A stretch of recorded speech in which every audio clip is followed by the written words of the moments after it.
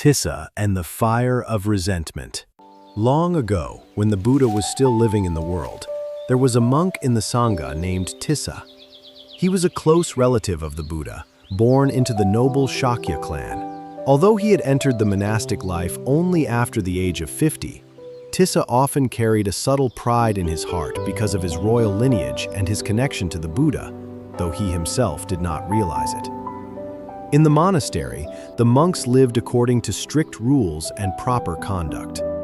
Those who had entered the order earlier were to be respected first, and those who came later were to practice humility and learn from others. But Tissa paid little attention to this. Whenever the community gathered in large numbers, he would often choose the most honored seat right in the middle of the assembly and sit there calmly as if he were an elder of long standing. The other monks would sometimes gently remind him, but Tissa did not take it well. In his heart he thought, "I am of royal blood, and I am the Buddha's own relative. Wherever I sit, surely there is nothing wrong with that." Because of such thoughts, his pride grew little by little. One day, a group of monks returned to the monastery from a faraway place after many months of traveling and teaching the Dharma.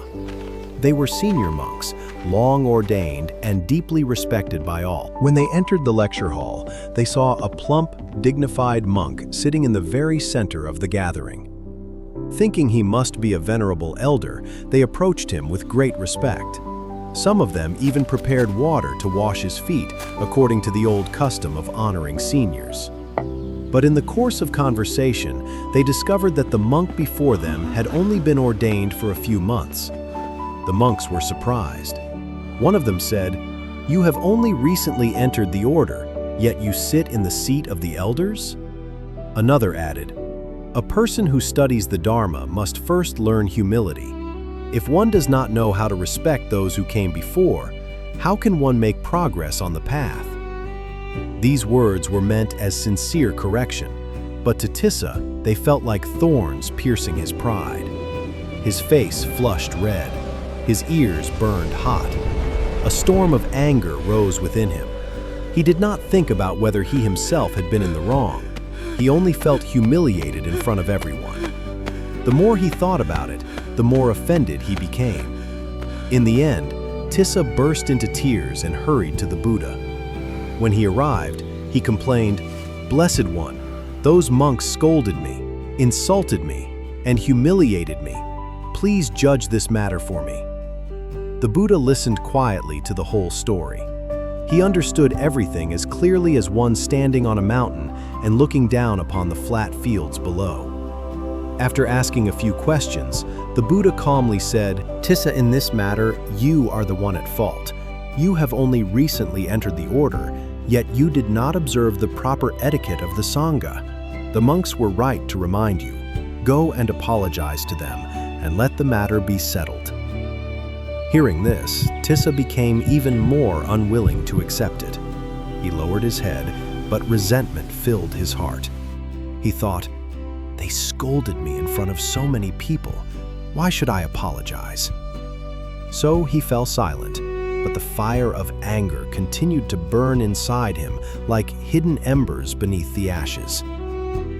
The Buddha saw clearly the flames still raging in the heart of his relative. He knew that if this clinging to resentment were not uprooted, Tissa would remain trapped in suffering for a long time. So the Buddha used a skillful means and told the assembly a story from long ago. In the days of old, there were two ascetics named Devala, and one day, Devala stopped at a man's house while traveling and asked to stay there overnight. The homeowner, being kind, gladly agreed. Later that evening, another ascetic named Narada arrived and also asked for lodging. Seeing that a fellow spiritual seeker needed help, Devala agreed to let him stay as well. When night fell, Narada went outside to walk in meditation beneath the moonlight. Meanwhile, Devala lay down right by the doorway. He could have chosen a more spacious place to rest, but for some reason, he deliberately blocked the entrance. In the middle of the night, Narada returned. It was dark, and he could not see clearly. As he stepped through the doorway, he accidentally stepped on Dhavala's head. Dhavala cried out in pain and sprang up. Narada was startled and immediately folded his hands, saying, "Please forgive me, brother. I could not see and stepped the wrong way." Had Dhavala possessed a generous heart, he would likely have let it go, but he did not. He instantly held the grievance in his heart. Though he remained silent on the outside, inside he kept repeating to himself, "He stepped on my head. He insulted me. He looked down on me." The more he thought, the greater his anger became. Then, quietly, he turned over and changed the direction in which he was lying. This time, his head was in a different place. A little later, Narada stepped outside again. He remembered where Dhavala's head had been before and carefully tried to avoid it. But because Dhavala had changed his position, Narada accidentally stepped on his neck a second time. Dhavala immediately jumped up. He shouted loudly, "Everyone! Help! Narada is trying to kill me!" His cries echoed through the village. The people rushed over to see what had happened. Narada explained again and again that it had been an accident, but Dhavala refused to believe him. He stubbornly insisted that the other man had intentionally meant to harm him, all because he clung to one thought of resentment. He turned a small mistake into a great conflict. After telling the story, the Buddha looked at Tissa and said gently, "Tissa, the ascetic Dhavala of old is the one before me today." The entire assembly fell silent. The Buddha continued. In the past, because he held on to resentment, he was always quick to find fault with others. In this life as well, he allowed the fire of anger to burn within him over a few words of correction. Then the Buddha recited this verse. "He insulted me, he struck me, he wronged me, he robbed me."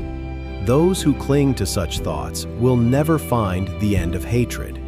He insulted me, he struck me, he wronged me, he robbed me.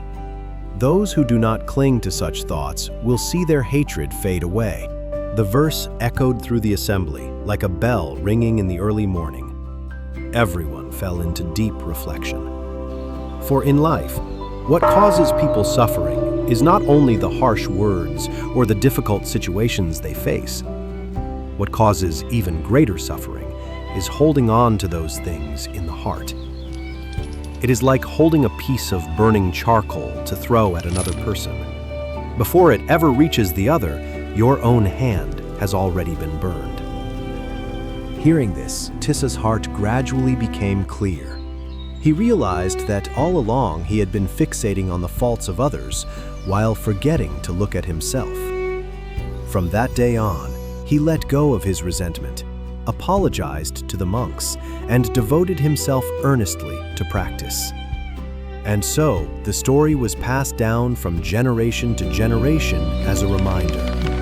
Hatred does not grow from the words of others alone, but from the clinging within one's own heart. And when we know how to let go, all resentment will fade like morning dew under the light of the sun.